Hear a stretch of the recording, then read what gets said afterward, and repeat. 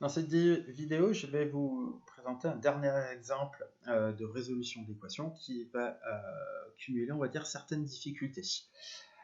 L'équation que je vais vous proposer, c'est la suivante. 3 facteurs de 2x moins 7 est égal à 4x moins, entre parenthèses, x moins 5. Donc là, vous constatez déjà que, première difficulté, il y a des parenthèses dans le premier membre et des parenthèses dans les deux membres. On va supprimer ces parenthèses et vous allez voir, on va pour ça utiliser deux principes différents.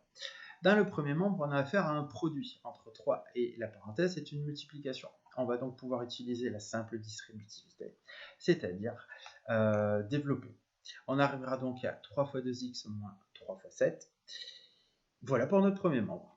Deuxième membre, là ça va être différent, parce que pour supprimer les parenthèses autour d'x moins 5, on s'aperçoit qu'on n'a pas de produit. Donc là, il va y avoir une autre règle à mettre en place. Quelle est cette règle? Je vous demande d'observer, devant la parenthèse, vous avez un signe moins.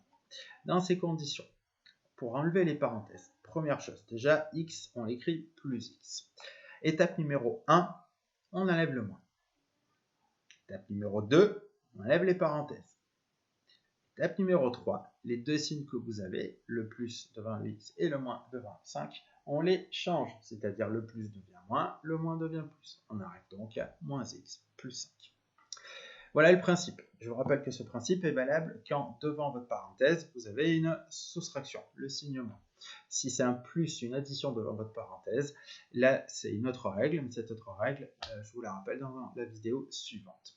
Donc voilà à quoi on arrive. On va simplifier un petit peu l'écriture de tout ça. 3 fois 2x, ça fait 6x, 3 fois 7, ça fait 21. Et j'arrive ici à 4x moins x plus 5 dans le deuxième membre. Mais mon deuxième membre, on peut s'écrire plus simplement. Parce que 4x moins x plus 5, c'est 4x moins 1x plus 5. Et 4x moins 1x, c'est 3x. Donc j'arrive donc à cette équation. Dans cette équation, l'inconnu est dans les deux membres. 6x est ici, membre de gauche, 3x est ici, membre de droite. On va vouloir supprimer l'inconnu dans un des membres. Ici, j'ai choisi de supprimer l'inconnu dans le deuxième membre. Et pour ça, on va soustraire 3x des deux côtés.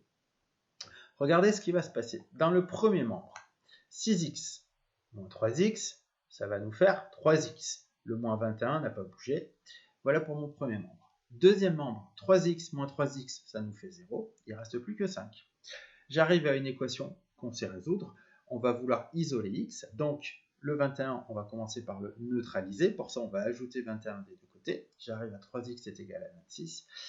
Et je veux maintenant me débarrasser du 3 toujours pour isoler x. Donc pour ça, on va diviser par 3 dans les deux membres. J'arrive donc à x égale 26 tiers. On va faire une petite vérification. Donc ça, c'est l'équation pour rappel. Vérification, pour se vérifier, dans le premier membre, il faut remplacer x par 26 tiers. Et dans le deuxième membre, il faut remplacer x par 26 tiers. Vous êtes conscient que ça va faire beaucoup de calculs, pas forcément toujours très simple. Pourquoi, dans ces conditions, ne pas utiliser la calculatrice? Ce que je vous invite à faire. En tout cas, c'est ce que je fais. Premier membre, on remplace x par 26 tiers. Donc, on calcule 3 fois, entre parenthèses, 2 fois 26 tiers moins 7. Si vous n'avez pas fait d'erreur, votre calculatrice vous renvoie la valeur 31. Deuxième membre, vous remplacez x par 26 tiers. Donc, vous calculez 4 fois 26 tiers moins, entre parenthèses, 26 tiers moins 5. Et encore une fois, si vous n'avez pas fait d'erreur, la calculatrice vous renvoie la valeur 31. Les deux membres sont égaux. Ça veut dire que notre égalité est vraie quand x est égal à 26 tiers. C'est donc cette valeur 26 tiers la solution de l'équation. Fin de la vidéo.